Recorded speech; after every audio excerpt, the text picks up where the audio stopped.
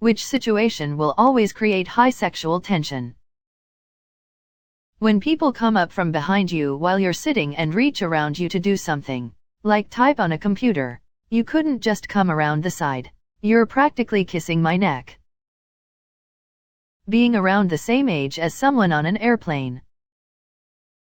When you get on an airplane and sit next to someone attractive around your age/interest. I was on 50+ flights and most of the time they put me next to the snoring old man or the crying baby. One time there was a girl next to me but they asked her to move to the other side for balance purposes. When my BF, before we started dating, noticed I had freckles on my face and asked if he could pull off my glasses to see them better. He did it so gently and I didn't know what to do with myself. A woman that isn't related to me giving me some sort of compliment. I'm so alone. Shampooing your significant other's hair. Source: Charles Boyle. I was on a date once, and I was wearing a necklace where the clasp had slid down next to the pendant. He reached out to take a closer look at it, then delicately slid the clasp behind my neck where it was supposed to be. His fingertips just barely grazed my décolleté and it was hot AF. Showing someone how to cook, cooking together. All of my experiences have led to me eventually dating the person. Which situation will always create high sexual tension? Young, my parents are gone for the weekend. Middle-aged, the kids are gone for the weekend. Old, our new bed just got professionally installed. When you're sitting in the passenger seat of their car and they put their hand behind your seat to look behind them as they back out. Being the only one with a car in college, I was always the driver. This guy Matt always rode in the back passenger side, slouched with his knees up against the front seat. Every single time I backed up, I would turn my body, put my hand RLIGHT on the thigh of his leg and make eye contact with him instead of straight behind me. Can you help me with my homework? And the whole time you're helping her, she sits very close to you. When you're late to the bus and your driver is sympathetic but the only empty seat on the bus is next to your high school crush. I miss 2005.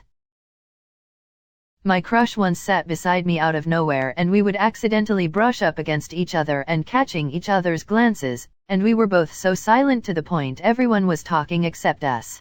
Throughout the whole day we were always looking at each other and simply would try to be near each other as well, but we never shared a single word.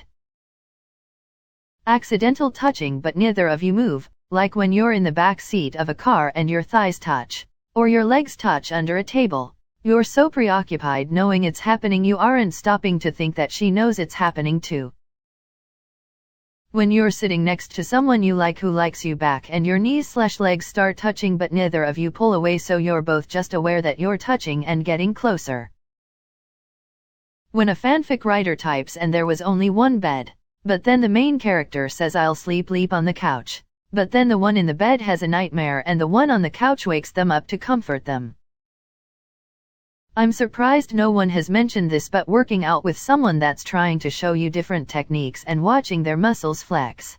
I had a personal trainer that was very professional and would squat behind me or show me how to use certain machines and would have to sit behind me to demonstrate how I should do it, and it was surprisingly hard to focus 100% of the time. OMG, a guy I was seeing came around one evening with his paramedic uniform on and he was leaning against my table and flexed to get back up. I never understood why the uniform thing was hot before, but him flexing while wearing his uniform almost destroyed my ovaries in one blow.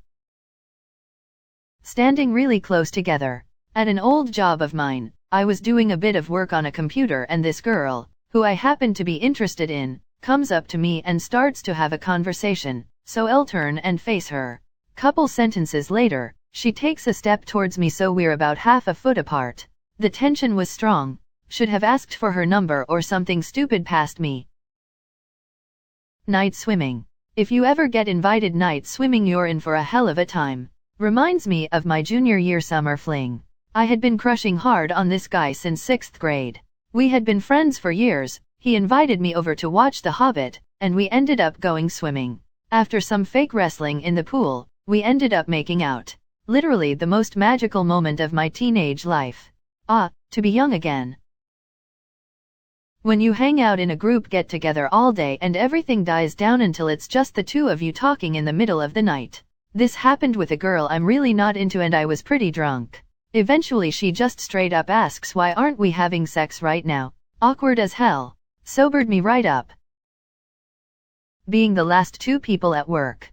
Bonus points if it's in the lab behind a lot of restricted access doors. It's quiet. It's private. Neither of you are speaking because you're concentrating or trying to let the other person concentrate. So, of course, your imagination picks this time to revert to maximum creativity and sexual fantasy despite you trying to suppress it. Times like this I wish I could manually disable the lizard parts of my brain. Comparing the size of your hands by putting your palms together. Being alone with someone you find attractive or are interested in and you know they feel the same way but don't want to say anything. Movies as a tween. You and your boo share that big-ass $27 popcorn tub and your fingers touch. Welcome to your first giggity. Swimming alone together. Tickle fights. Oh, the wonderful boners I was too polite to point out. Once in a gothic shop the worker insisted to tie me the knee-high boots I wanted to try on. I was wearing a, still moderate, short skirt. Highest tension. Multiple instances of accidental eye contact. When 4 of 6 housemates in a duplex leave for a trip but you and the girl get left behind. She was on a trip of her own and only recently returned and must have not gotten the memo that I was still there. I was walking around in my underwear in the shared kitchen at night on the day she crashed in bed from her trip. She woke up to strange sounds, of me eating in the dark lol, and she came out. Shocked, unprepared to see me naked behind the counter, her words. The following days were pretty fun. Spending months solving brutal murders together. In college I got a pretty meh haircut and was lamenting about it to a group of friends. One girl chimed in that she could fix it for me and she had all the tools in her room to do it. We went back to her dorm room, and she slowly spent a lot of time snipping little bits of my hair, moving around me, and we made a ton of eye contact while she checked it from every angle. She'd get in close to check things, and I could feel her breath on my neck, or she'd run her fingers through my hair and across my scalp to pull some up to be trimmed. The tension was so thick I could barely breathe and she did a great job on my hair.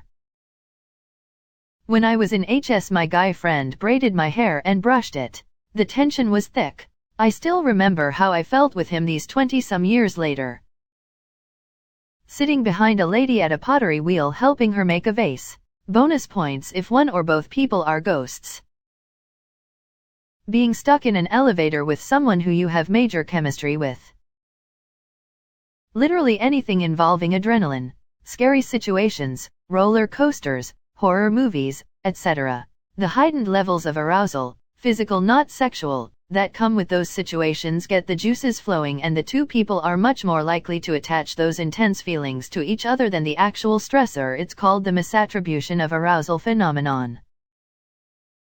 Making a well-timed smart-ass comment quietly in a group and one person catches you and quickly makes eye contact and smiles a cheeky smile. Suddenly finding yourself in a bedroom with someone you like. Being in a small, dark enclosed space with someone else hide and seek as a tween was an informative experience for me, even though nothing actually happened.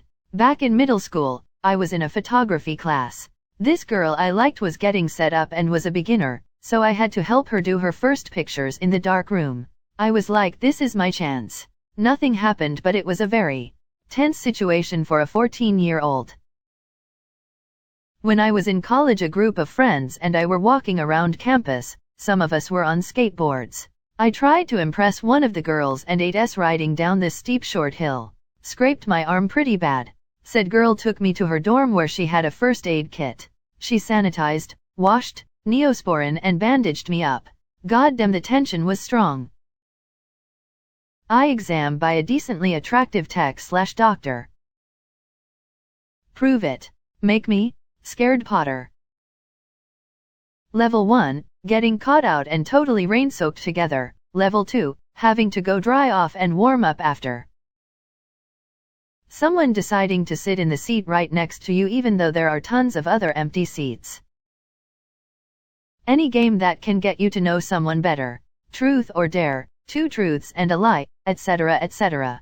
Asking more daring/personal questions from time to time, and if they do the same you can just get naughtier the more the game progresses. If they don't reciprocate, then just play normally or you'll just come off as a creep. That used to be my go-to game when I was single.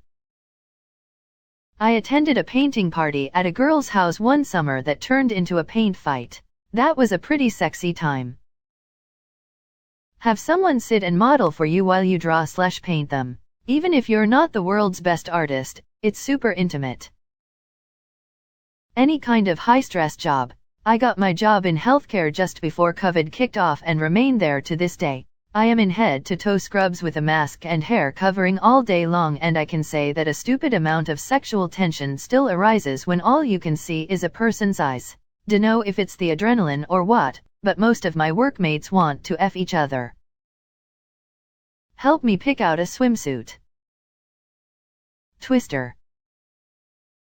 Surviving a dangerous situation together. Looking someone dead in the eye and saying "make me." Making eye contact with a similarly aged person of similar attractiveness in public. Playing Twister after drinking. Be careful though. A hug with a friend that just lasts a little too long. Talking about sexual past/sex with a friend late at night, whom you have major chemistry with, and then comes a point where you both run out of things to say, and the silence becomes too loud. Massages. Maybe at a massage parlor it wa'n't as much, but when I was younger and my female friends would want a massage it always felt like there was this tension.